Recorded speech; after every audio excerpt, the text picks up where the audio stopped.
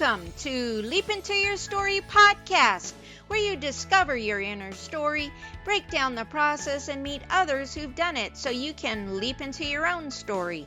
We interview amazing guests who provide powerful insights that inspire you to get your story told. Be sure to visit our website at leapintoyourstory.com, and while you're there, subscribe and like us via your favorite social media network. Now sit back, get ready to take some notes, and let's get started. This episode of Leap Into Your Story podcast is brought to you by Leap Into Your Story course. Visit leapintoyourstory.com, where you have a guide to get your story told. I'm Victoria Anderson. Welcome to Leap Into Your Story podcast, where you discover your inner story, work through the process, and meet others who've done it. We interview amazing guests who provide powerful insights that will inspire you to leap into your own story. So be sure to visit our website at leapintoyourstory.com. And while you're there, subscribe and like us via your favorite social media network. In this episode, we're going to learn about what is our purpose in life and how to write about it. So my guest today is Daniel Jackson, spirit medium, blogger, podcaster, and soon to be author. So thank you for joining us today, Daniel. Thank you for having me, Victoria. Yeah, my pleasure. Now, our interview today is going to be a little different than normal since you don't have a book out yet, but we're going to go over some questions for new authors and their struggles writing a first book, especially about paranormal items. The struggle is everything. Yes, but first, tell us a little bit about your life journey as a medium. Well, the way that begins is I've seen spirit my entire life, ever since I was about 3 or 4 years old. Grew up in a town in New Jersey, right next to the Delaware River, and it had a battlefield in it where the Hessians fought, and there was a little hospital there. But everybody in the area was seeing things in their homes, as we were. We were seeing so many things to the point where, like back in the 70s, when you had a record player, you had a record, you'd put it up and they'd hit the switch and drop that record. So my brothers and I would be downstairs watching TV, and my sister's record player would turn on. But the kicker part was it would switch records. So wow. So, yeah, it was doing crazy stuff like that. And all, the glasses moving around and books moving around, all that crazy stuff, shadows on the wall, everything. My sister and my mom were getting ready for school. She was helping my sister get ready for school, looking in this full-length mirror in the bathroom. And when they stood in front of it, there was another woman standing in it with a colonial outfit on. So we experienced a lot of stuff at that house. But then my mom and dad and I moved down to Delaware, where I'm at now. Excuse me. And I started seeing more things. I was seeing it more often, to the point where when I was playing in a rock band, I came home, I laid down in bed, and when I did, something laid down next to me 3-4 times. I felt it laid down. The pillow would depress, and then that 5th time, I finally went to turn over to take a look what it was. When I did, whatever that was there in the room with me picked the blanket up off the top of me and brought it up to the ceiling and shook it above me, and then it dropped it on top of me. Wow. For 2 years after that, I slept on the couch. I don't blame you. But I kept seeing things at that house. I was sitting with my one girlfriend. We were watching TV. She was at the foot of the bed. I was at the head of the bed. And then something about 3 feet thick and about 4 to 5 feet long snaked its way out of my closet and floating across the room in front of the TV, halfway across the room, and then it just disappeared. And she turned around to me and said, "Did you see that?" I said, "Yeah, let's get the heck out of here." So this kind of thing happened to me all the time. But because I was so used to seeing spirit, I just thought that's all it was. I mean, I would drive down the street in my car and get a really bad chill up my spine, and then I would just start looking around. And as soon as I looked to one way, nothing, I looked to my other way, and there's a graveyard right next to me as I'm passing by.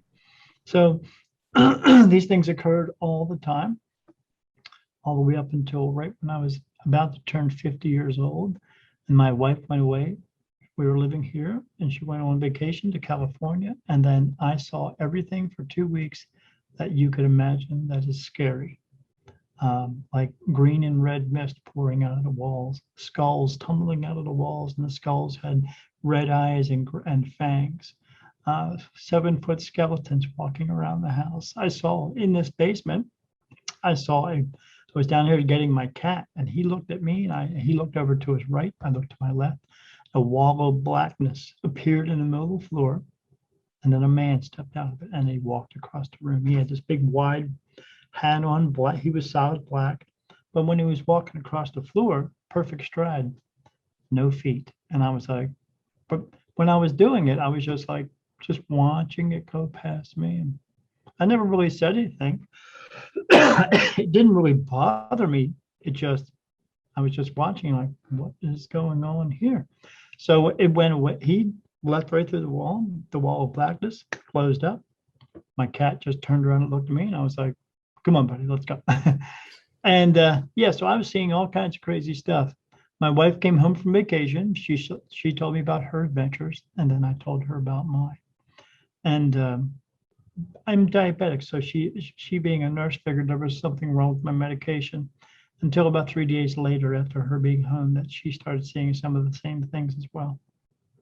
So we sought out anything that we could find to help us. We were doing everything that you would think to do. You look on the internet or watch TV or something, and a lot of that stuff is just not the correct thing to do.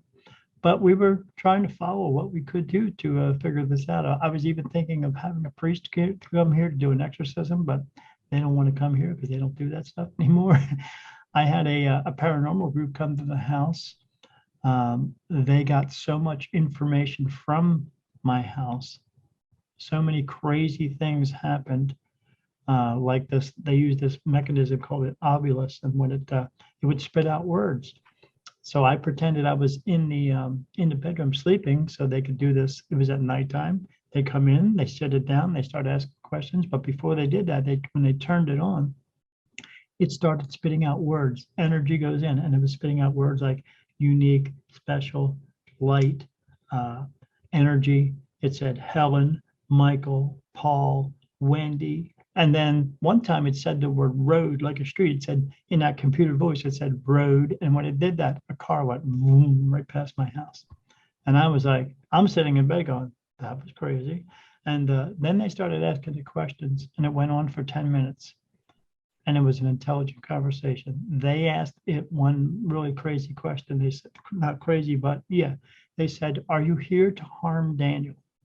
And then the voice came out like this and said, no, we are not here to harm Daniel. We love Daniel. We love his energy. And it said this, Daniel is the light. And I was like, what the heck does that mean? But this went on for 10 minutes, and then they got done. They walked out of the room. I went out, saw my wife, saw them. They're in a huddle. I said, what's going on? She says, I don't know. They turned around. They said, well, Mr. Jackson. I said, yeah, that was kind of cool. Because I'm thinking they're the professionals. They're going to give me answers. And I said, that was really neat. We heard all that stuff. He's like, yeah, but there's an issue there. And I said, what's the issue? He said, well, we get that thing to spit out words once in a while. I said, oh, yeah. I said, but they said, it never says sentences. Wow. I was like, okay. And I said, well, we'll come back in a couple of weeks. We'll do a big reveal. I mean, they took pictures of me walking around the house, but each member of the team, each time they took a picture, it was just the member of the team. When I was standing next to them, there's 15 and 20 light orbs completely surrounding me. And they're like, and I was like, what's up with that? And they're like, we don't know. So they leave. They said they'll be back in 2 weeks. 2 weeks, 3 weeks, 4 weeks, 5 weeks, 6 weeks goes by, nothing. I get a hold of them finally. I said, when are you coming back for the big reveal? And they said, we're not. And I said, what do you mean? He said, everybody from the team quit, and no one wants to come back to your house. They're too scared to come in.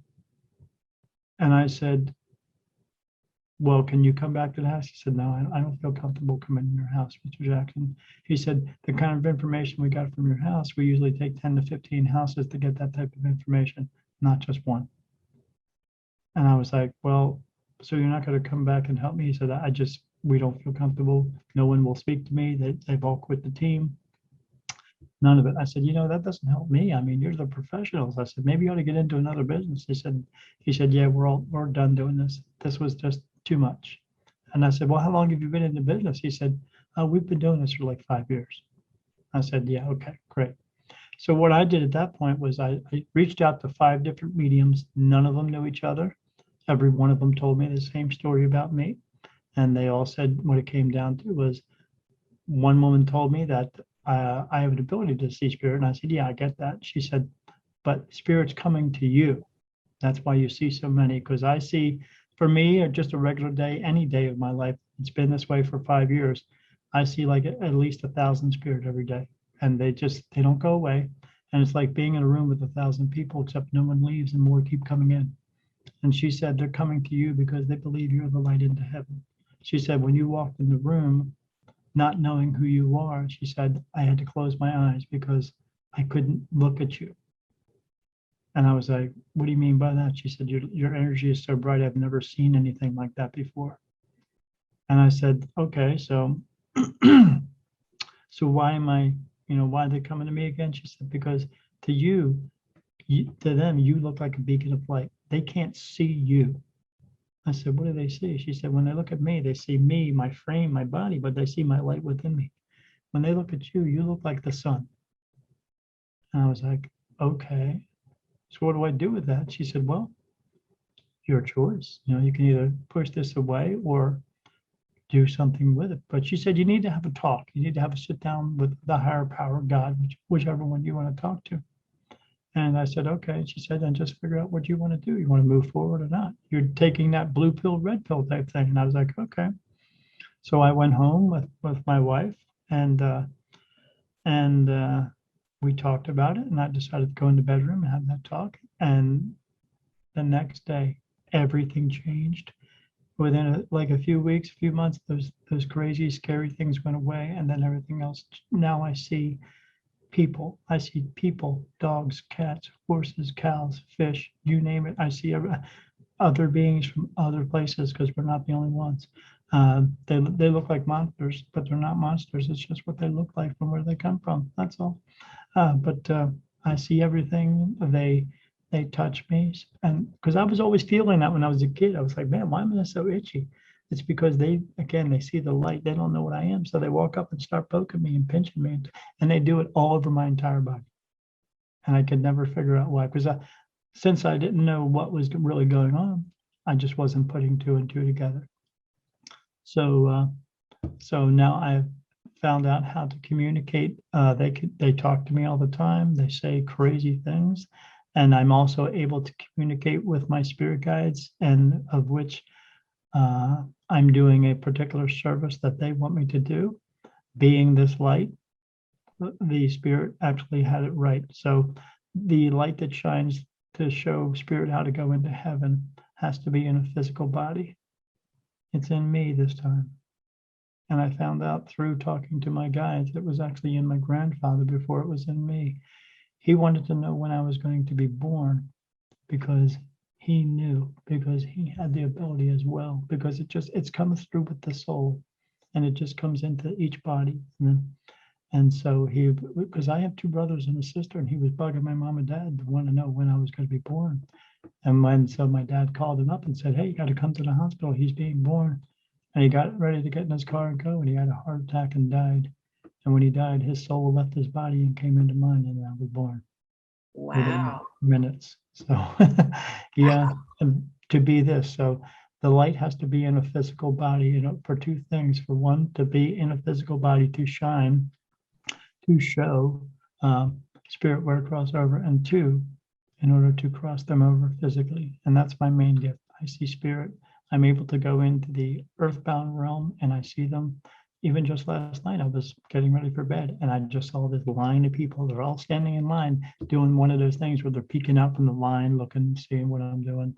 And then all of a sudden they just started coming. But when it's for me, I see it physically, and as well as other people do. I just did my another podcast the other night with my buddy, and he witnessed somebody on camera crossing over, and right through my head. It just, something came around, flew around, and went right into my head, and then it was gone. But I was with my sister one time talking about this stuff, and we were sitting in a low lit room, and all of a sudden a big giant flash went off inside the room, and she was like, "I saw that. What was that?" I said, "Oh, that's just somebody jumping in." She said, "Jumping in? Oh, you mean crossing over?" I said, "Yeah." She said, "How often does that happen?" I said, "Every moment of the day." "What do you mean? How often does that happen?" 130,000 people die every day, so it's happening all the time. And she said, I saw that. She went on for 20 minutes. I saw that. I saw that. I said, "Yeah, I know you saw it." She said, "Why doesn't that bother you?" I said, "You know, when we were kids, when mom and dad would put green beans in front of our face, and now 30 years later, we're eating green beans, you get used to it." She couldn't understand that part, but yeah, you just get used to it. So, and it was hard in the very beginning, my first year, accepting this. Meeting with some other people, I met with this group of mediums, and they all told me the same thing. And then I found out through that group, I was able to do all kinds of things, and beyond talking to my spirit guides, and they talk to me and they touch me for answers, and I know all of their names and who is doing it and who is touching where, and I know lots of stuff. But yeah, life, I don't get much sleep. I have to take a lot of medicine in order to sleep, because if I don't, spirit wakes me up in the middle of the night. It's not easy being me, but the one thing about being me is every time I come across people, they all say, "I want your gift." No, you don't. You want the cool part of my gift. You don't want all the other stuff. They just don't realize it. That's all. But once I explain it to them, then they go, "Yeah, you're right. I don't want that." Yeah, it is it's a rough life. Yeah, Um, not easy. In my first book with Touched, I talk about where my switch flipped, and Right. it was non-stop, Right. non-stop, no sleep. You can't go to the grocery store without seeing Something. people's issues, Yes. the sadness they carry, the shame Yes. they carry. It was just too much. And I end up reaching out to one of my old high school teachers who was very big into the paranormal. And he's like, "Well, can you just tell it to stop?" I says, "I don't know."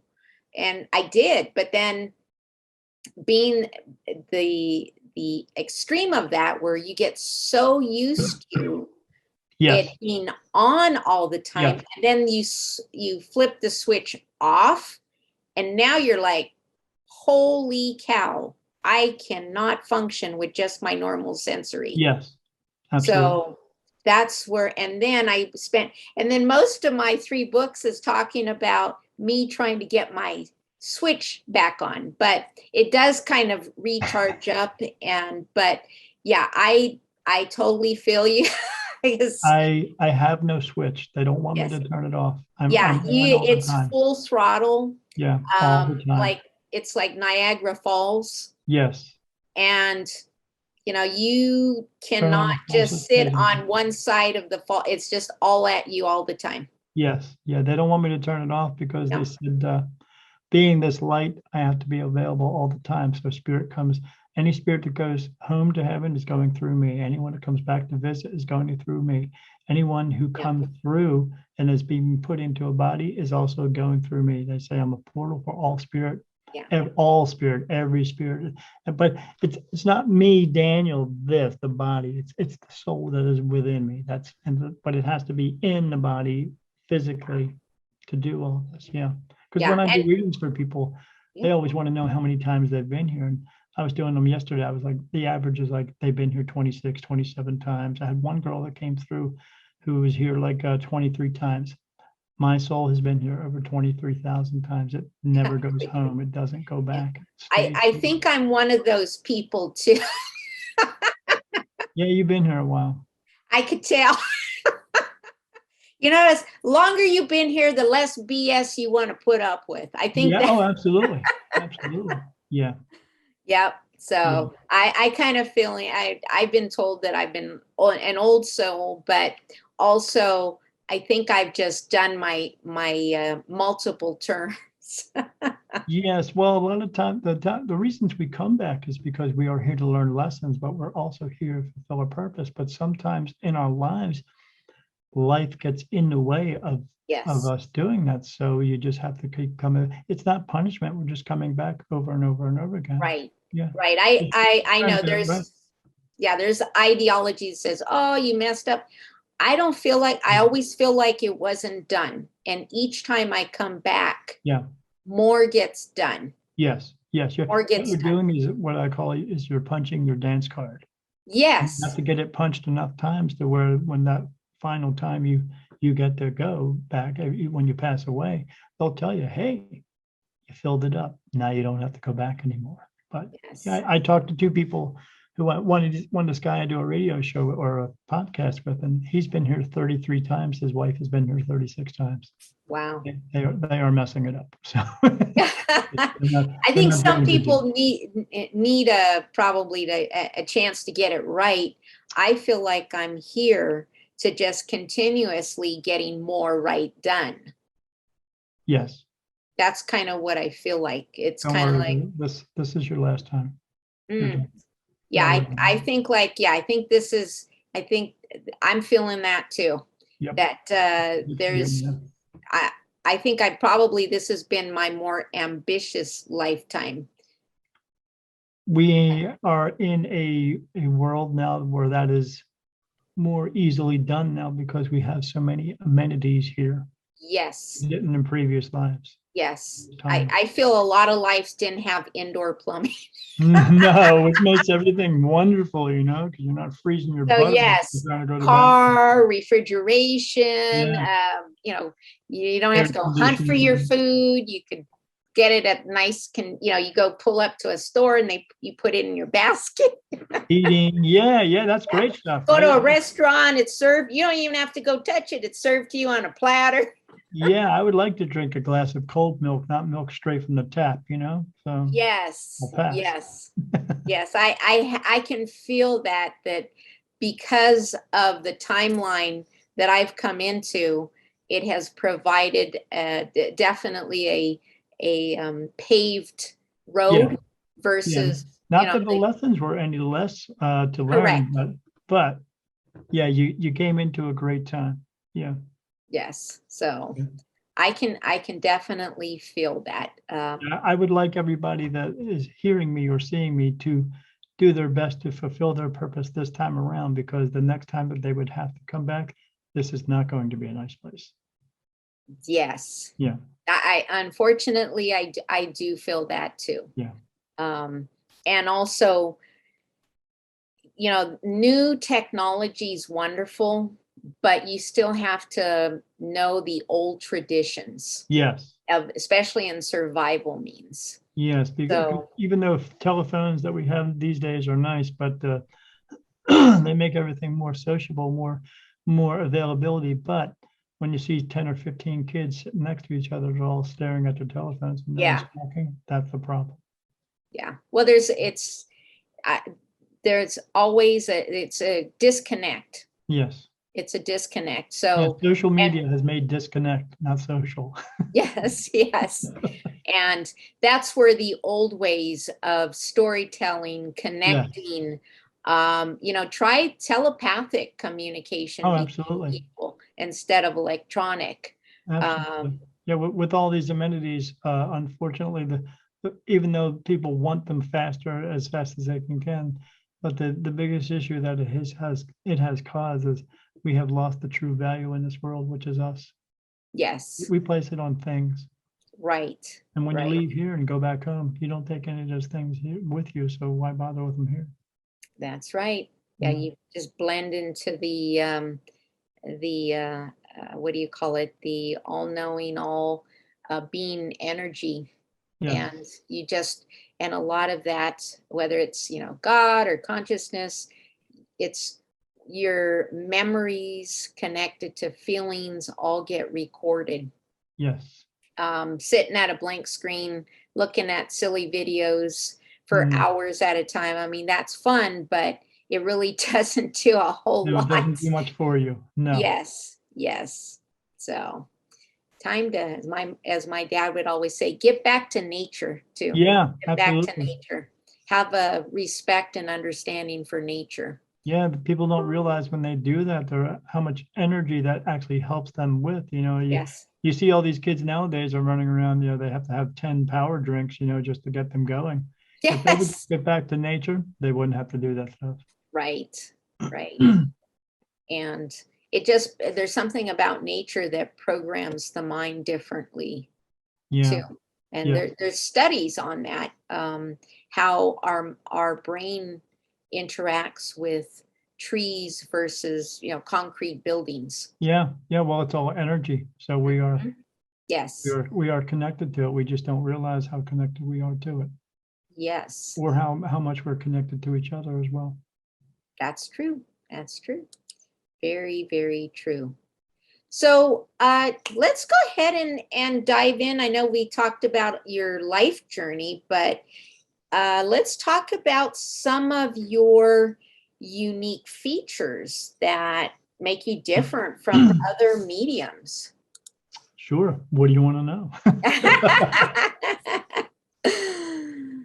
Ah, is there, and well, you talked about the flashes of light.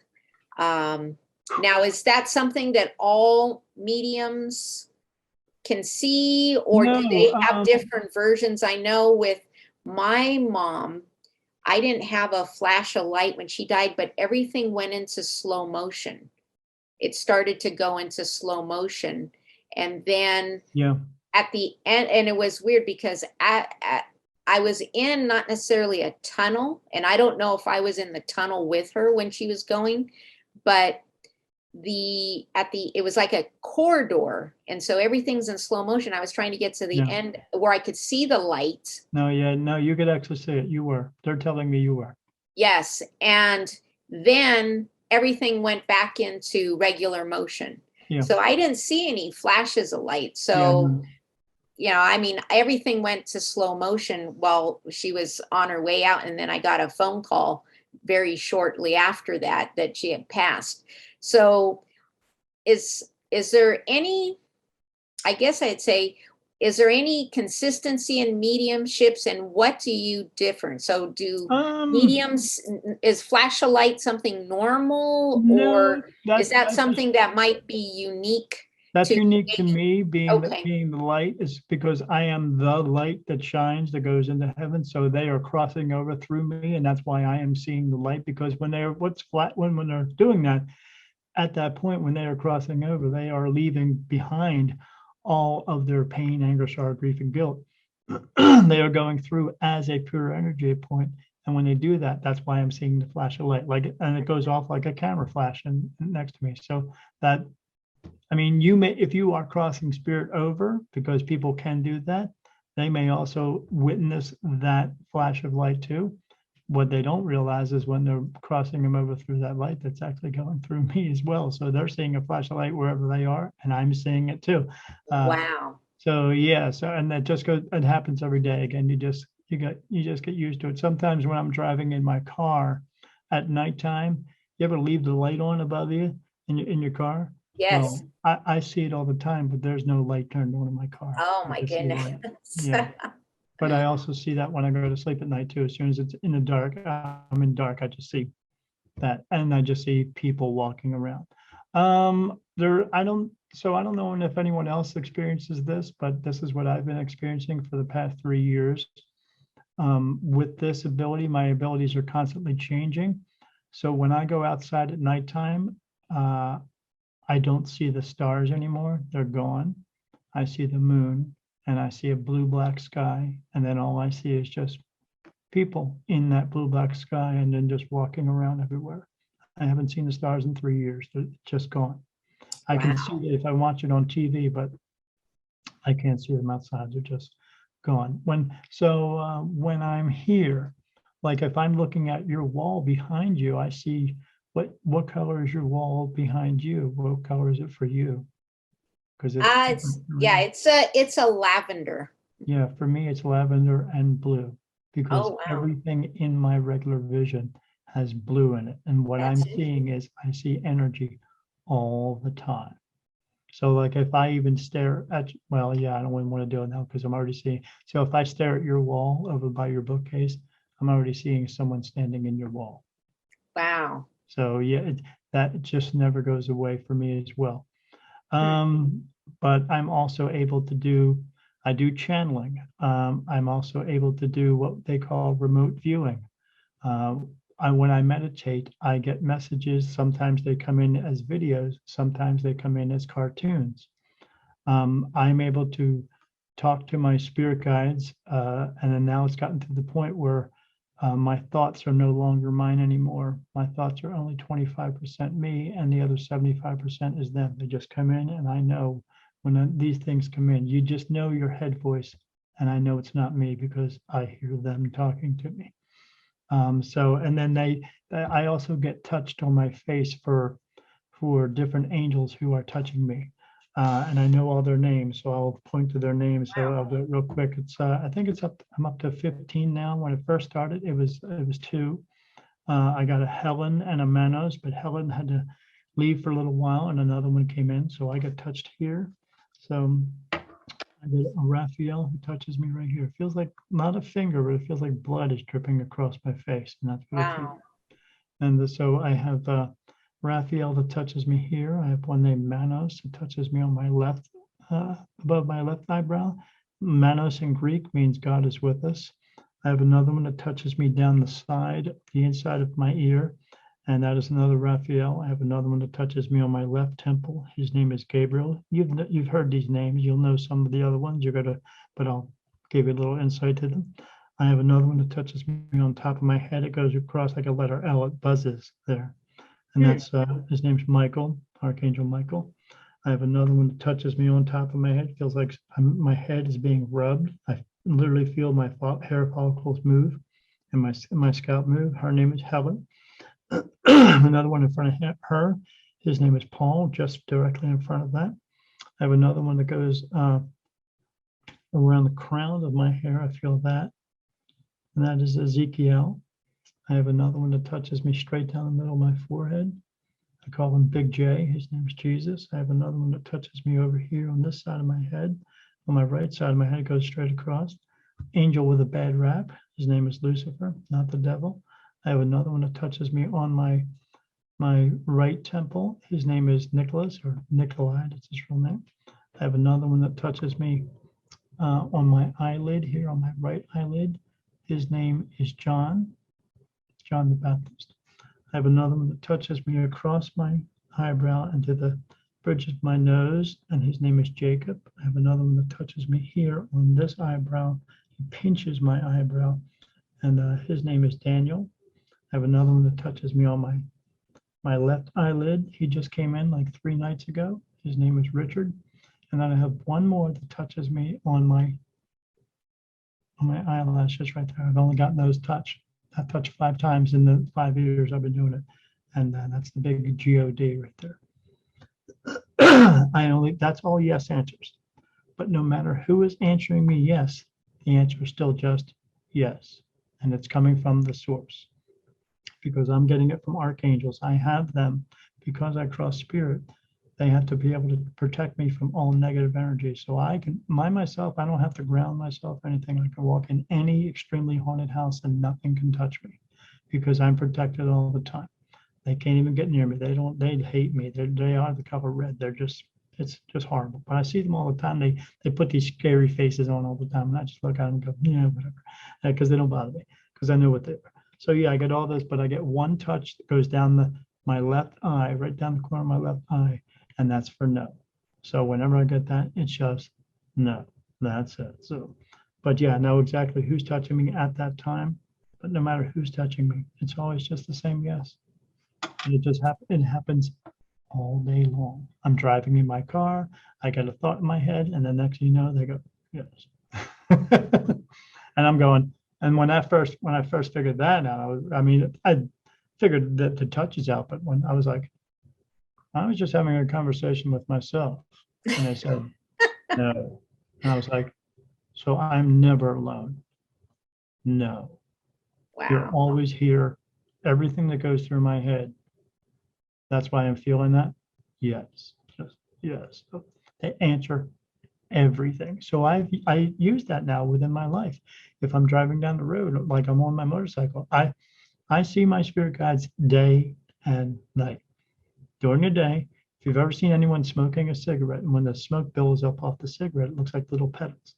That's what I see around me on my left side and right side all day long. I see it right now as I'm talking to you. It never goes away. But at nighttime, I see these glowing, like, or these big, tall, like statuesque glowing figures around me. I used to have just two. Now I'm just completely surrounded. But yeah, so when I'm driving down the road on my bike, I'll go, should I take this right up here and go through town that way? No. So should I go straight and then make the next right? Yes. Okay. And that's what I do. And I follow that with my whole life now. I always ask for everything, everything that I'm going to do. People ask, how can you do that? Because I have to trust them with my life. When I'm giving a reading, you're trusting the information, correct? Yeah, well, I have to trust that information too. So I do. And then I tell them, you could do the same if you listened and you followed through. And they go, oh, okay. But yeah, that's how I work it. And there was one day I wanted to go for a ride on my motorcycle. And I said, can I go for a ride on my bike today? No. It's a gorgeous day out. No. Can I go later this afternoon? No. How about tonight? No. You don't want me to go at all? No. For me, it was hard to do because I love to ride my bike, but I have to trust what they are telling me. The answer for it, I don't know what was going to happen, but I have to trust the fact that if they said don't go, don't go. So I didn't. And that's the way I run my life. And they've also told me because I do that, I will never, ever get into another car accident ever again. So that's the part of that message. If you listen and follow through, they will help you, but you have to listen. Stop talking yourself out of dumb stuff because they're trying to help you.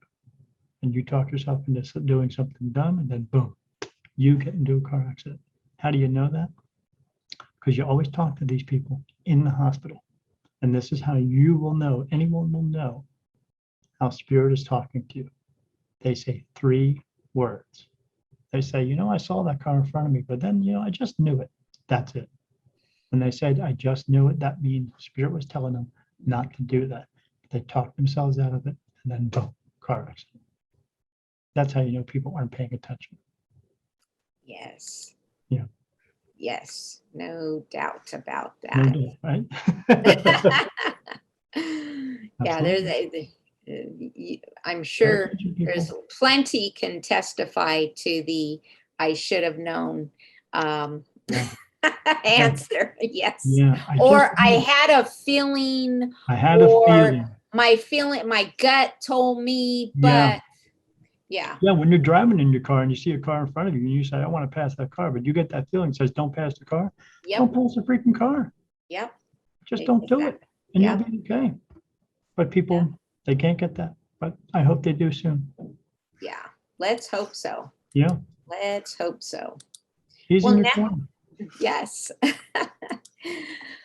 Well, now that we've got a little bit about you and your journey as the medium, let's start talking about maybe your first book. Boom. So let's dive into some book talk. Let's start out with, what are some of your struggles of getting started?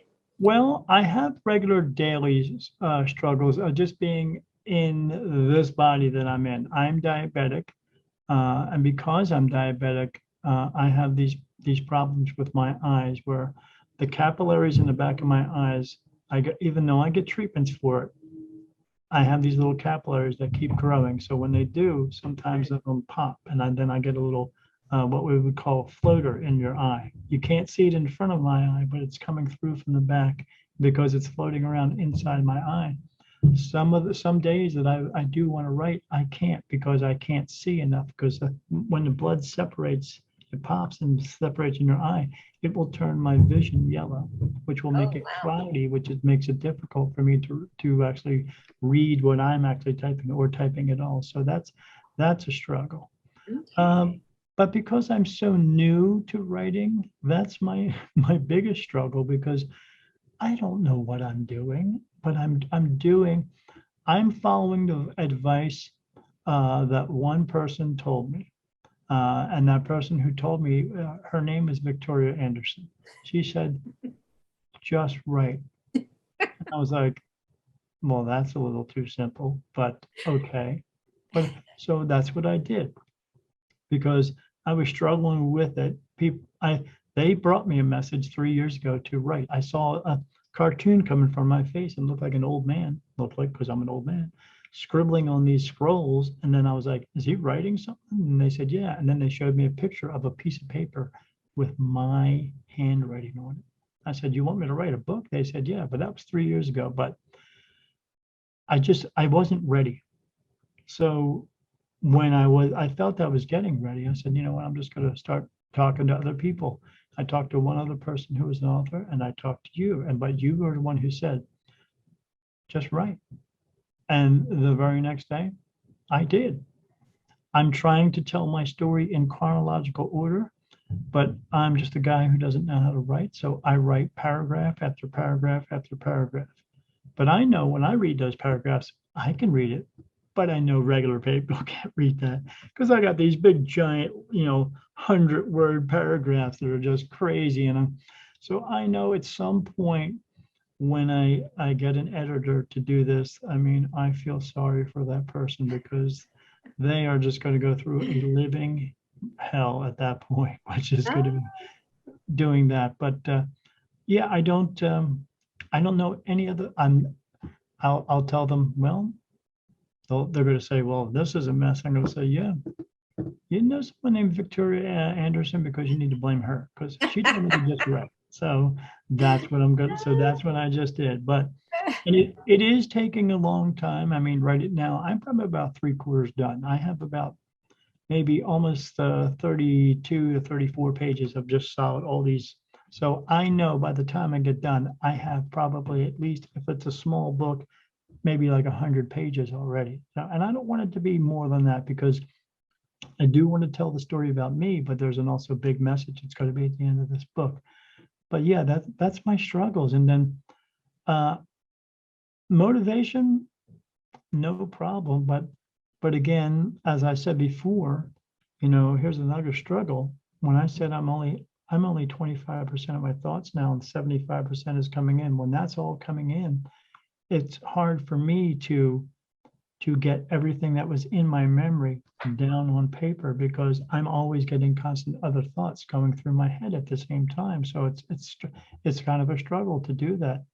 And then, because I am as old as dirt, trying to remember everything in the order that it was in is not always easy. So I am really struggling, but I'm pushing. I was hoping to get the book written within a 2-month period, but I'm always right in the middle of my third month. But I'm going to get it done. I'm just going to push through, and it's not always easy. It's not well, I easy. am so impressed, Daniel.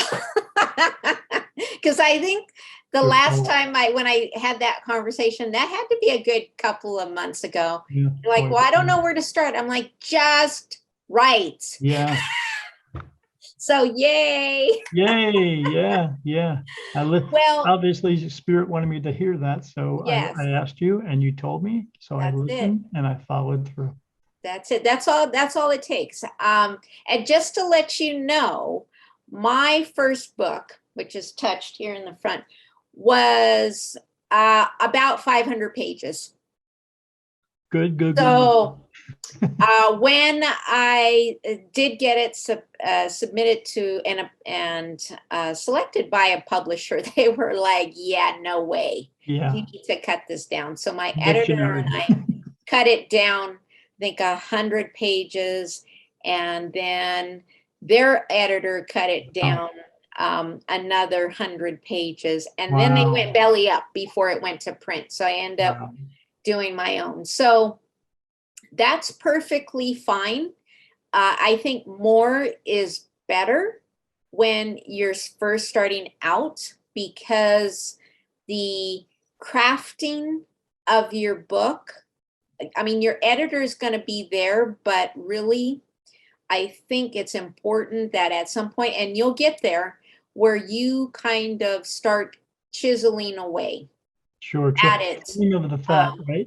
Yes, cutting away the fat. I mean, the Yeah. editor, there's proofreaders, there's developmental editors to make sure your voice is real strong, the story, whatever you're writing is going to be coherent and easy to comprehend to readers. And Proofreader, that's going to be interesting. They're going to say, man, this guy's an idiot.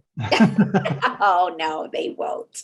Well, let's Well, every hope time anybody you hire won't, because that would be when the wrong I'm person. when I'm writing, every time I write it, I get through and then I go back and look at the paragraph. There's all, I'm doing it in Word, so it's putting in these little blue lines or red lines there, and I got to go click on it, and then it's instead of saying the word can't, it says cannot. Now I'm finding myself going cannot. I mean, Uh, I didn't That's realize there was okay. a That voice that you that could hit. will all come. So Yeah, what you're experiencing is called the brain dump, which is good absolutely. because you can edit when there's stuff there, but you can't really edit when there isn't. So Right. you can, it's better to have too much and then whittle it through, figure out where it belongs, Write it flows out. better. Um, which I was going to bring, which is bringing me to my next question to you is, what are some of the stories? What's your theme? What's your message? And then maybe what you can do, and are there going to be more books?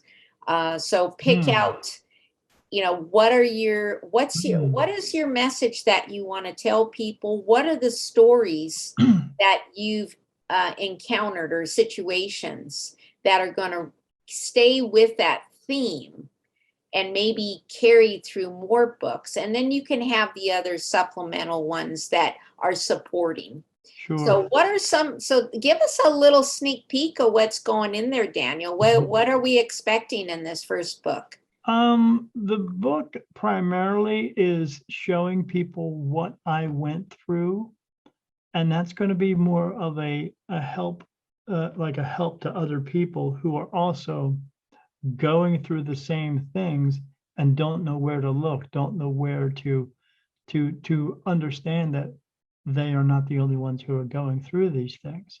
So when they see someone else who is doing this, then they'll go, I resonate with that. That's happened to me. I'm glad I'm reading this now because now I can, maybe I can start reaching out because that's what I want people to do. I want them to, once they understand that they have these abilities as well, to not just sit there and try to figure it out on your own. Reach out and find other people and to let them know that there are other people out there who are experiencing these same things.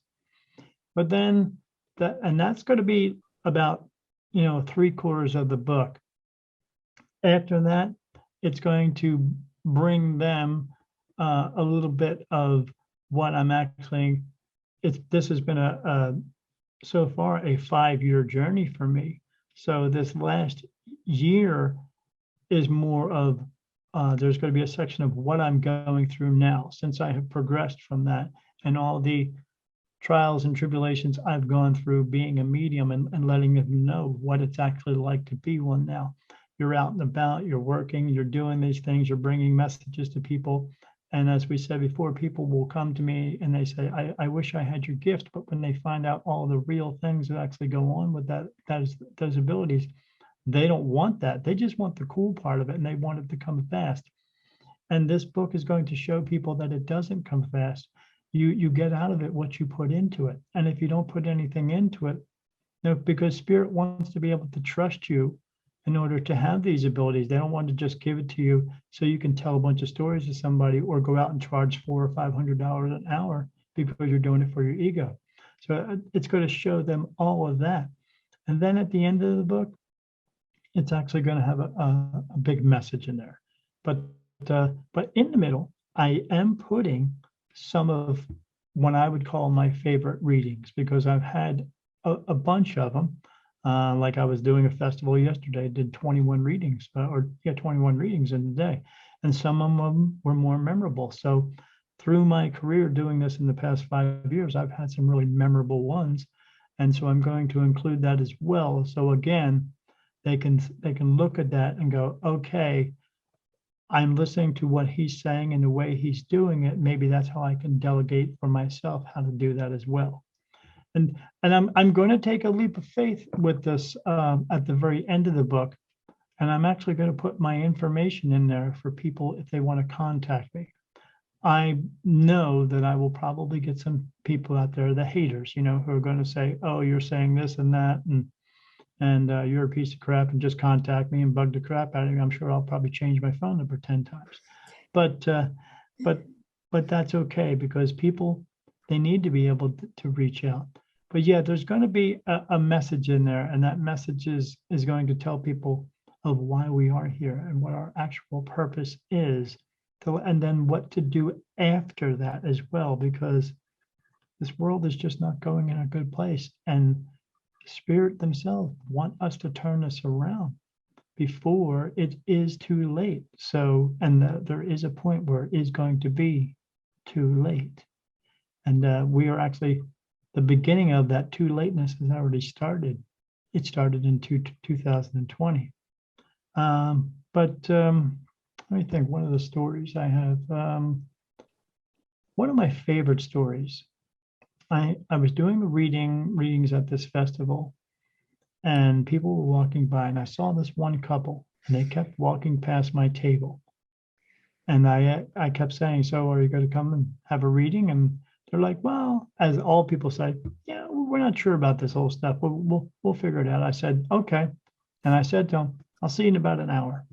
So an hour later, here they come. Go back up to the table. I said, they sit down, this couple, husband, wife.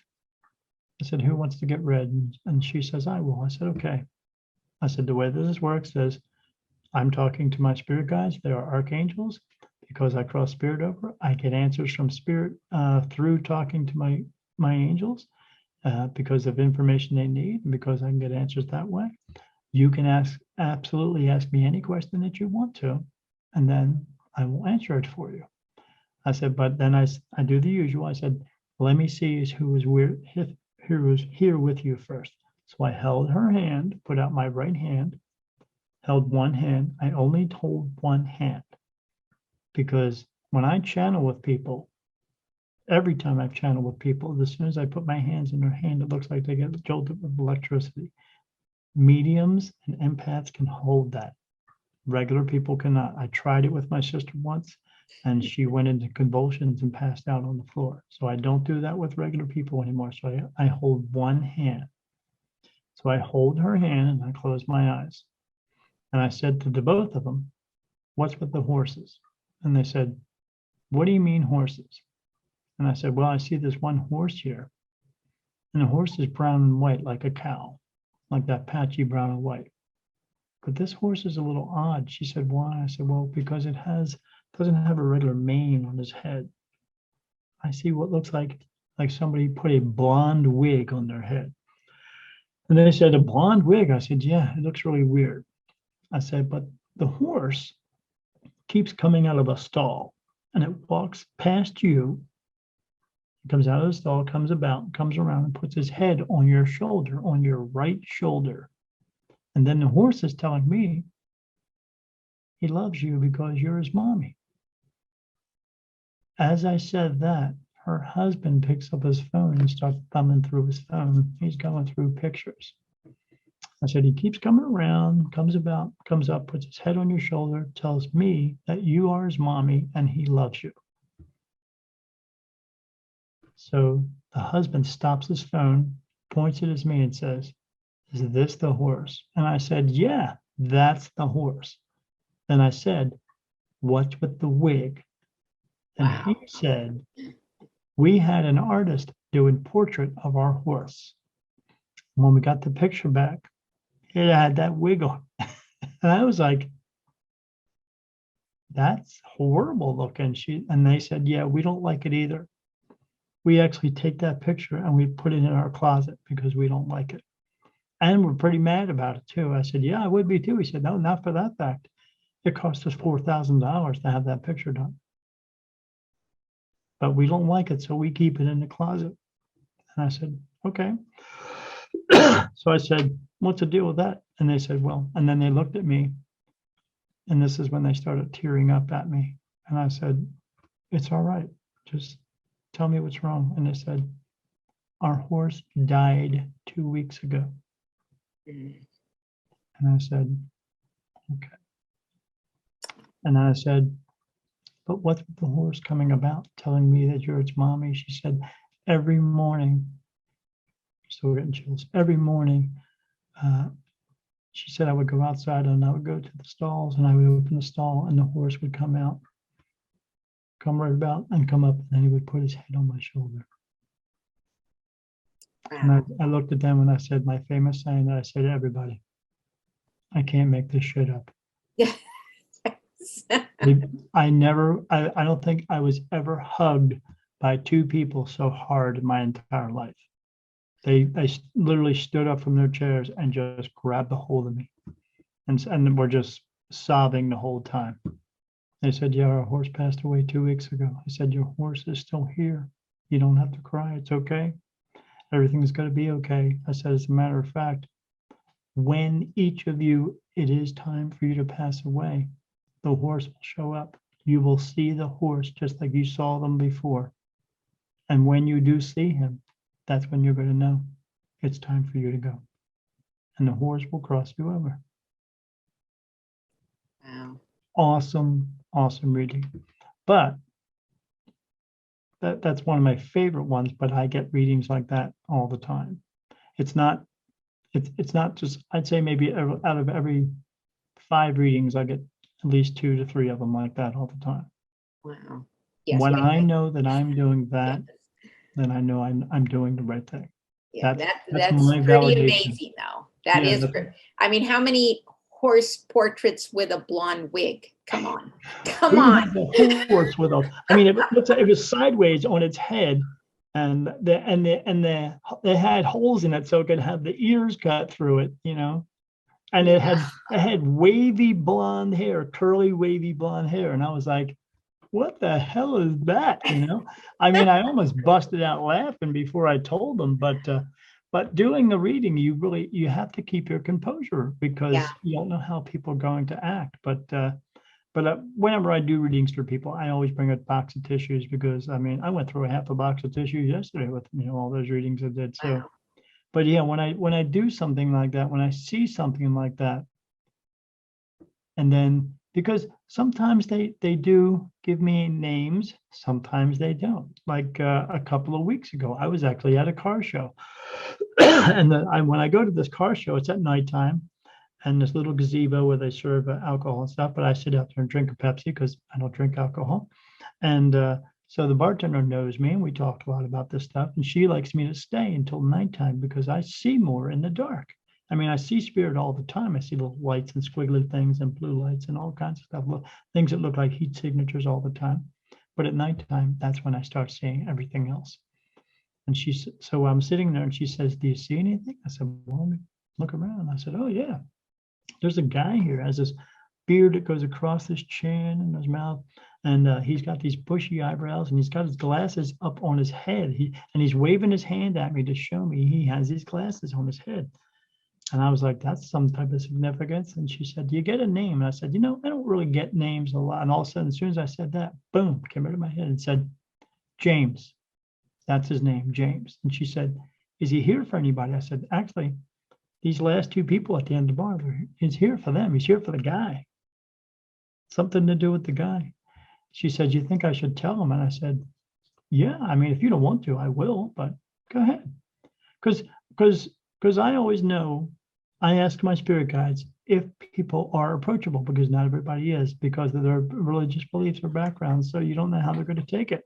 So I always ask first if they can take it, then yeah. So I said, yeah, go down there and tell him. She's down there talking to him. And a minute later, I hear his wife go, oh, you mean Jim? And I yelled down, I said, yeah, Jim, but he says his name is James. They said, Yeah, so I go down there, introduce myself. I said, hi, my name is Daniel Jackson, otherwise known as Spirit Medium Daniel. I see dead people. And they were like, oh man, that's cool and stuff like that. And they said, what about Jim? I said, I described him. Same thing as I'm describing him. Her husband's going through the phone and he comes up and he said, but he did it this way. He said, is he in this picture? And I said, yeah, it's this guy on the left. And he said, yeah, that's my friend Jim. He died 2 years ago.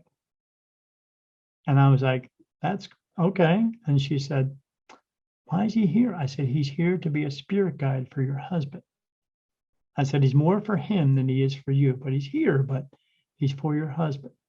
And he said, why would he do that? And I said, because he tells me that you're his son. And he said, that's weird, man. I said, why is it weird? He said, because we were in racing together all the time. And because we were in racing, every time we were around all these other people, because I'm a younger guy and he was an older guy, he would tell everybody that I was his son.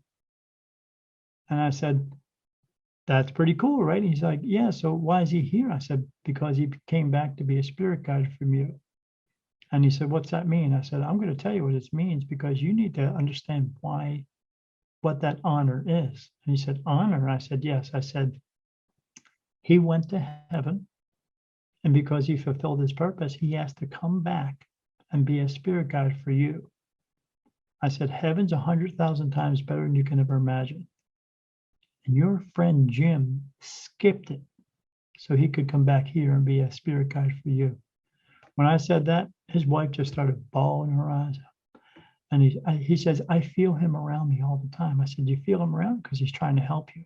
And I told him how the process of, asking questions, and then you can get answers if they can show you a sign, and then you know the sign and he knows the sign. And what they're doing is they're connecting with you, showing you the sign and connecting with your soul, which runs your body because it's not your brain, it's your parts. And then that just moves the little parts. It's your soul that runs your body. It's the power behind it. And I said, and then he'll bring you messages, and then you can figure things out like, am I going to win the race today? And he will, if he shows you the sign 2 or 3 times, then that means, yeah, you're going to win the race. So don't worry about it and you'll win the race. And he's like, oh, okay. So after I went through everything, he was like, I mean, again, they were just bawling their eyes out and then I turned around to my bartender friend and they're just, her and the other bartender are just looking at me like this, huh?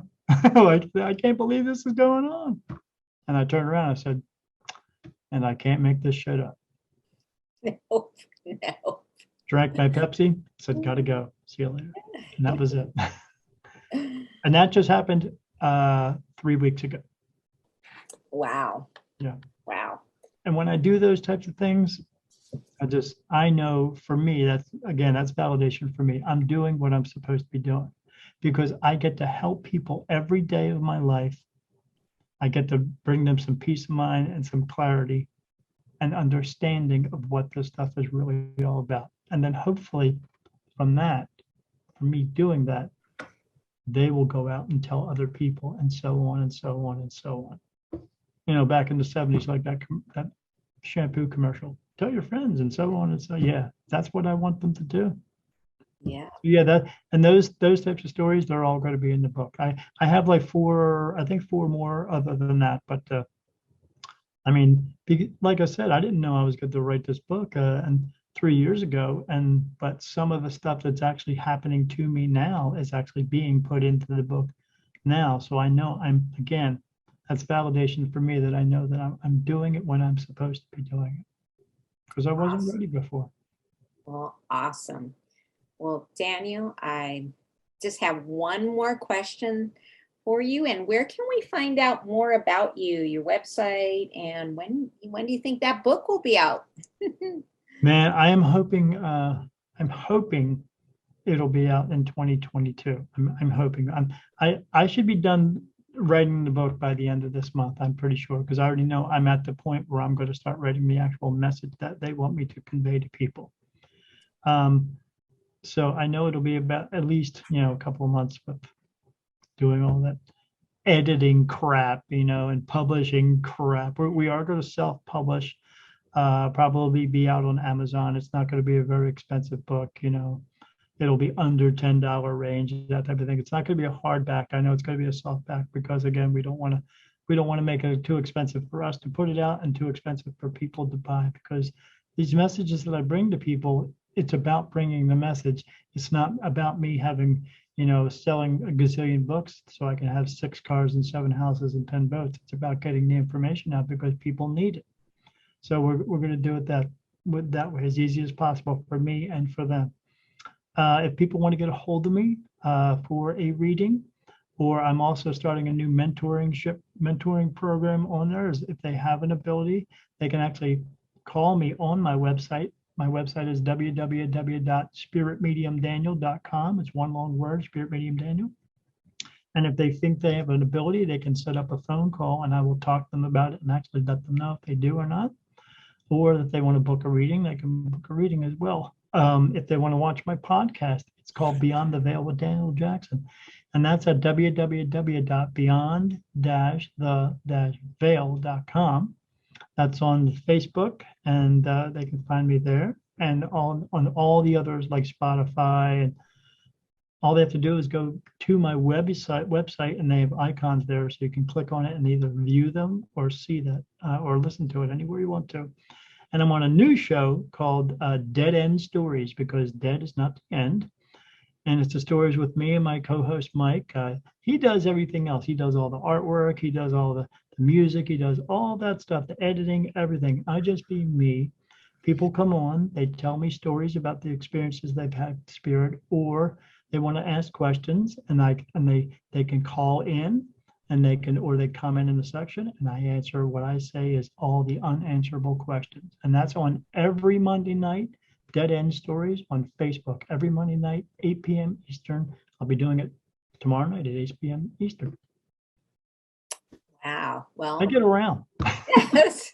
Well, I hope listeners check that out. Well, Daniel, it's been great interviewing you. So thank you for sharing your fantastic insights today. And certainly if you have any questions about your book, reach out to me. Maybe I ought to try my free course, but it sounds like you're well on your way. So I hope so, man. But I'm sure I'll still check out the free course because I got to get this stuff figured out. Oh, my goodness. It's killing me. Yes. Well, thank you for tuning into Leap Into Your Story podcast, where you discover your inner story, work through the process, and meet others who've done it so you can be guided in your journey to writing your story. So remember to visit our website at leapintoyourstory.com and enjoy even more great episodes like this one. And again, while you're there, subscribe and like us via your favorite social media network. So we are looking forward to seeing you next time on the Leap Into Your Story podcast.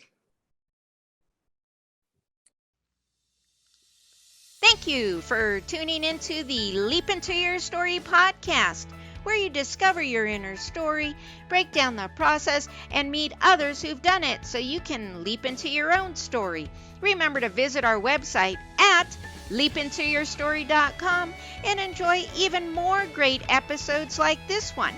Again, while you're there, subscribe and like to us via your favorite social media network.